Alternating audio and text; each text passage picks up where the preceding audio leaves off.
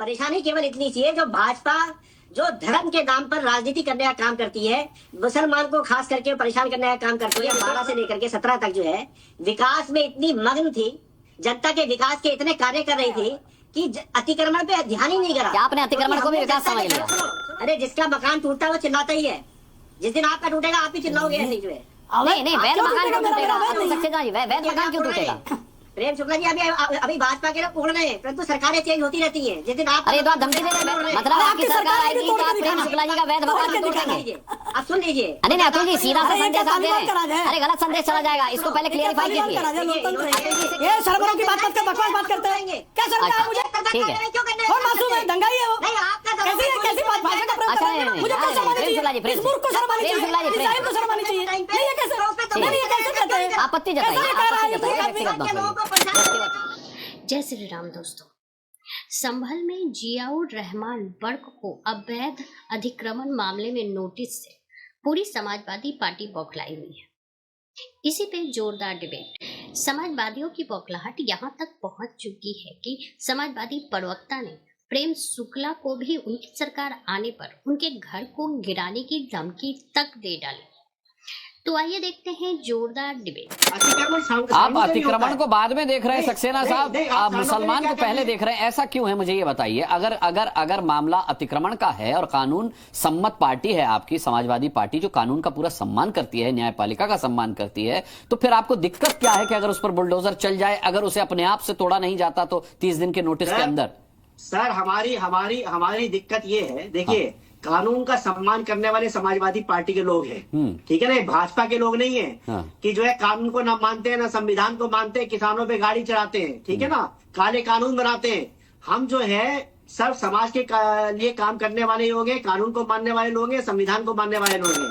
परेशानी केवल इतनी सी है, जो भाजपा जो धर्म के नाम पर राजनीति करने का काम करती है, मुसलमान को खास करके परेशान करने का काम करती है, विशेष वर्ग के लोगों को खास करके परेशान करने का काम करती है, जनजाति करने का काम करती है और उनके घरों को तोड़ने का काम करती है। अतिक्रमण जिस चीज को आप कहते हैं, तो मैं दावे से ठोक करके कहता हूँ, उत्तर प्रदेश में मान लीजिए 1 करोड़ मकान है, तो एग्जाम्पल के तौर पे 1 करोड़ में से 99 लाख मकानों में जो है आप बुलडोजर चलाया काम करेंगे, यदि आप बक्स आपके बुलडोजर चला रहे हैं तो। परंतु आप जिस तरीके से समाजवादी पार्टी की जब सरकार थी तब आपने कार्रवाई क्यों नहीं की 99% मकानों पर जो अतिक्रमण की जद में आते हैं? सर मैं बताता हूँ आपका बहुत अच्छा सवाल है, मैं खुश हो गया आपसे आज। अनुराग जी, समाजवादी पार्टी 2017 से लेकर के 2012 से लेकर के 17 तक जो है विकास में इतनी मग्न थी, जनता के विकास के इतने कार्य कर रही थी कि अतिक्रमण पे ध्यान ही नहीं करा। क्या आपने अतिक्रमण को भी विकास समझ लिया? सुनो मेरी बात सुनो, जनता के घरों को तोड़ने का काम नहीं करा है समाजवादियों ने जनता के लोगों के जोड़ने का काम किया है। हम तोड़ने में विश्वास नहीं रखते हैं, हम जोड़ने में विश्वास रखते हैं। अरे आपने विकास के नाम पे कुछ करा नहीं, आपने केवल विशेष वर्ग के लोगों को हत्याएं करने का काम करा है, धर्म के ऊपर राजनीति करने का काम किया है। अब मैं आपके दोनों तीनों सवाल प्रेम शुक्ला से पूछता हूँ। तीनों प्रश्नों के जवाब देता हूँ और मुझे विश्वास है कि शांति से इन सवालों के उत्तर को शांतिपूर्वक सुना जाएगा। पहला सवाल कि संभल के दंगाइयों के पुलिस गोली में या दंगाइयों की गोली से मारे जाने पर संवेदना क्यों नहीं व्यक्त की गई? साहब, इस देश में दंगाइयों, आतंकवादियों, नक्सलवादियों, आपराधिक वृत्ति में शामिल लोगों की मृत्यु पर संवेदना कब व्यक्त की गई है? अफजल गुरु की मौत पर संवेदना कुछ लोगों ने व्यक्त की थी, कुछ लोग अजमल कसाब की मौत पर संवेदना व्यक्त कर रहे थे। तो जिनको अजमल कसाब, अफजल गुरु की मौत पर संवेदना व्यक्त करने का अभ्यास है, उनको इस पर पीड़ा हो सकती है। दंगाई, आतंकवादी, आपराधिक वृत्ति में संलिप्त लोगों के मृत्यु पर संवैधानिक पदों पर बैठे लोगों द्वारा संवेदना व्यक्त करने की परंपरा नहीं। मारे गए, ये कहाँ अभी तय हुआ है? नहीं, वो मासूम है, इसके भी कहाँ प्रूव हुआ? मासूम है भी कहाँ प्रूव हुआ? पहले मासूम है ये प्रूव हुआ क्या? नहीं, ये भी तो प्रूव होना बाकी है ना। हाँ, तो अभी प्रूव हो जाने दीजिए। अगर वो मासूम होंगे तब तो वो जो है राहत के पात्र होंगे, वो जिन लोगों ने मासूमों को मारा होगा दंड के पात्र होंगे। इसके लिए वहां बाकायदा जो है न्यायिक जांच समिति वहां गठित है, उसकी रिपोर्ट की जो है प्रतीक्षा जो है समाजवादी पार्टी के श्रीमान अखिलेश यादव और शेष जो इंडिया अलायंस के वक्ता प्रवक्ता है वो प्रतीक्षा क्यों नहीं करते? क्या कष्ट है उनको? दूसरा प्रश्न कि भाई अतिक्रमण, अब अतिक्रमण देश में कहीं भी हो, आपने जो स्थानीय निकायों का गठन किया है, स्थानीय निकायों के गठन को संविधान और विधान के तहत अतिक्रमण के खिलाफ कार्रवाई करने का अधिकार है कि नहीं है। और अतिक्रमण के खिलाफ जब कार्रवाई की नोटिस जारी होती है, अगर आपको लगता है कि नोटिस गलत है, तो न्यायपालिका में चुनौती देने का आपका संवैधानिक अधिकार क्या छीन लिया गया है? बिल्कुल नहीं छीना गया है। और आप ही के चैनल पर जो कह रहे थे कि मेरी आवाज दबाई जा रही है, उन जियाउद्दीन बर्क की आवाज को जी न्यूज ही पूरी प्रखरता के साथ प्रकट कर रहा है। वो कह रहे हैं कि न्यायपालिका के द्वार खुले हुए हैं। जब न्यायपालिका के द्वार खुले हुए हैं तो फिर भाई साहब क्यों इतना चिल्लाहट है? न्यायपालिका में जाइए, आपका जो मकान है वो वैध है, उसको प्रमाणित कीजिए और नोटिस खारिज करवा लीजिए। इसमें किसने आपका हाथ पैर बांध रखा है? कहीं किसी ने हाथ पैर बांधा है कि नहीं बर्क मुसलमान है इसलिए ये नोटिस का जो है चुनौती अदालत में नहीं दे सकता? ऐसा कोई नियम बना उत्तर प्रदेश में? नहीं है ऐसा कोई नियम।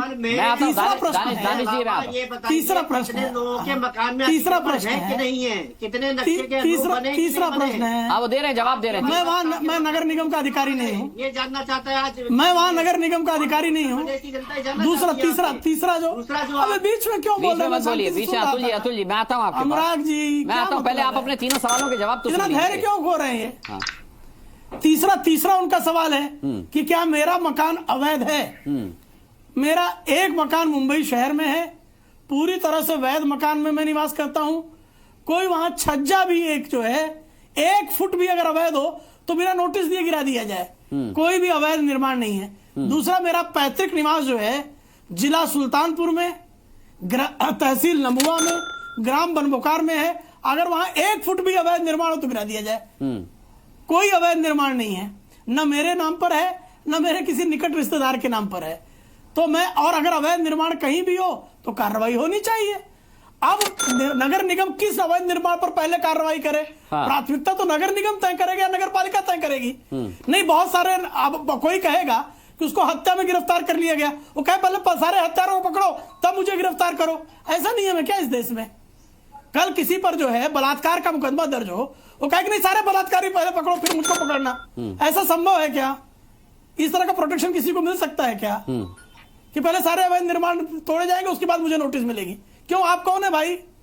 आपको सारे अवैध निर्माणों का, आपका अवैध निर्माण तोड़ने के लिए सारे अवैध निर्माणों को तोड़ने की प्रतीक्षा क्यों की जाएगी?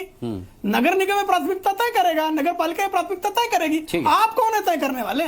ठीक है। और आपका अपना घर पूरे अतिक्रमण के नियमों का पालन करता है ना? निश्चित, मैं तो कह रहा हूँ, चुनौती दे रहा हूँ। मेरा मुंबई में ये चुनौती एक तो बर्क साहब मकान है, दे रहे उसमें 1 फुट भी अवैध अतिक्रमण है। प्रेम शुक्ला जी, यही चुनौती बर्क साहब नहीं, आप मुझे नोटिस भिजवा दीजिए ना। नहीं, मैं ये दे रहे हैं तो वो जाए कोर्ट ना, मुझे नोटिस दीजिए, मैं भी कोर्ट जाऊंगा। ठीक है। अतुल जी, काउंटर आप कुछ कहना चाह रहे थे? नोटिस मिलते चिल्ला क्यों रहे हैं जी?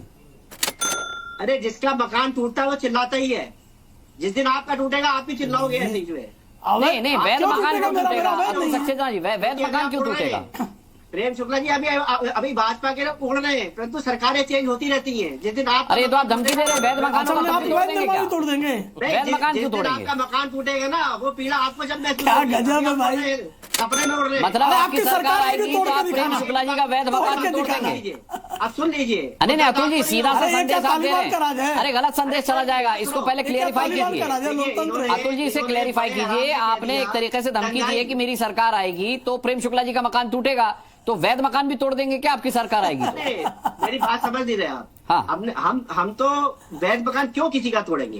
तो प्रेम शुक्ला का क्यों टूटेगा? सुन लीजिए अनुराग जी, एक मौका दीजिए। जिस तरीके से प्रेम शुक्ला जी बड़े हंसी हंसाट कर रहे हैं यहाँ बैठ करके, बड़े हंसी ठिठोली कर रहे हैं, किसी का मकान टूटता है और ये हंसने का काम करते हैं। अरे ऐसे नहीं होना चाहिए। अवैध निर्माण होगा टूटेगा। अवैध, मेरी बात सुनो यार प्रेम शुक्ला जी, कि अवैध निर्माण क्या संबल में केवल वर्ष साहब का है? पूरे संबल में आप क्या सिर्फ संबल में कार्रवाई हो रही है? पूरे प्रदेश में अलग अलग जगहों पे कार्रवाई होती है।